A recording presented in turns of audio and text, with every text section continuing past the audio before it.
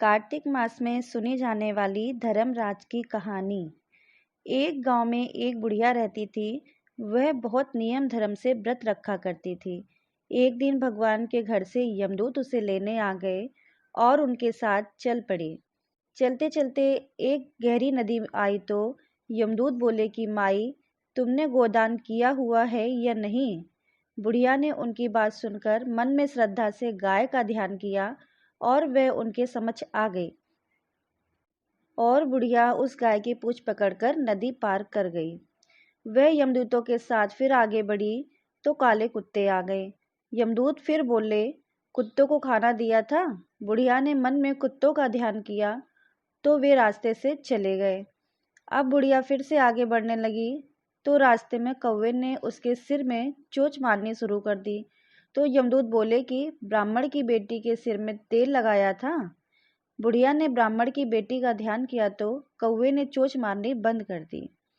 कुछ आगे बढ़ने पर बुढ़िया के पैर में कांटा चुभने लगे तो यमदूत बोले कि खड़ाऊ आदि दान की है। बुढ़िया ने उनका ध्यान किया तो खड़ाऊ उसके पैरों में आ गई। बुढ़िया फिर आगे बढ़ी तो चित्रगुप्त ने यमराज से कहा कि आप किसे लेकर आ गए हो।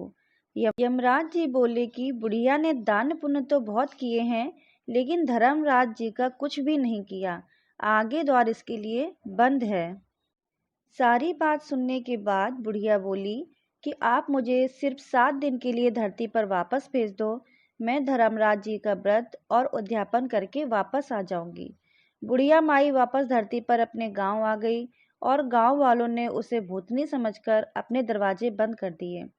वह जब अपने घर गई तो उसके बहू बेटे भी दरवाजे बंद करके बैठ गए। बुढ़िया ने कहा कि मैं भूतनी नहीं हूँ, मैं तो धर्मराज जी की आज्ञा से वापस धरती पर 7 दिन के लिए आई हूँ। इन 7 दिनों में मैं धर्मराज जी का व्रत और उद्यापन करूंगी, जिससे मुझे परलोक में जगह मिलेगी। बुढ़िया की बातों से आश्वस्त होकर बेटे बहू उसके लिए पूजा की सारी सामग्री एकत्रित करते हैं, लेकिन जब बुढ़िया कहानी कहती है तब वह हुंकारा नहीं भरते, जिससे बुढ़िया फिर अपनी पड़ोसन को कहानी सुनाती है और वे हुक्रा भरती है।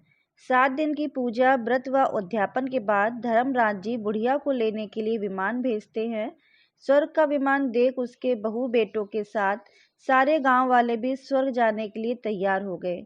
बुढ़िया ने कहा कि तुम कहाँ तैयार हो रहे हो, मेरी कहानी तो केवल पड़ोसन ने सुनी है, इसलिए वही साथ जाएगी। सारे गांव वाले बुढ़िया से धर्मराज जी की कहानी सुनाने का आग्रह करते हैं। तब बुढ़िया उन्हें कहानी सुना देती है। कहानी सुनने के बाद सारे ग्रामवासी विमान में बैठकर स्वर्ग जाते हैं तो धर्मराज जी कहते हैं कि मैंने तो विमान केवल बुढ़िया को लाने के लिए भेजा था। बुढ़िया माई कहती है कि हे धर्मराज, मैंने जो भी पुण्य किए हैं उनमें से आधा भाग आप गांव वालों को दे दो।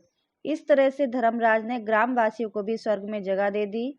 हे धर्मराज, जैसे आपने बुढ़िया के साथ सभी गांव वालों को भी स्वर्ग में जगह दी है, उसी तरह हमें भी देना।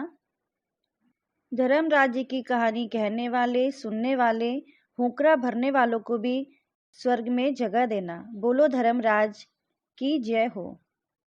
अगर आपको ये छोटी सी कहानी पसंद आई हो तो प्लीज़ हमारे चैनल को लाइक करिए, सब्सक्राइब करिए और ज़्यादा से ज़्यादा शेयर करिए। धन्यवाद भक्तों।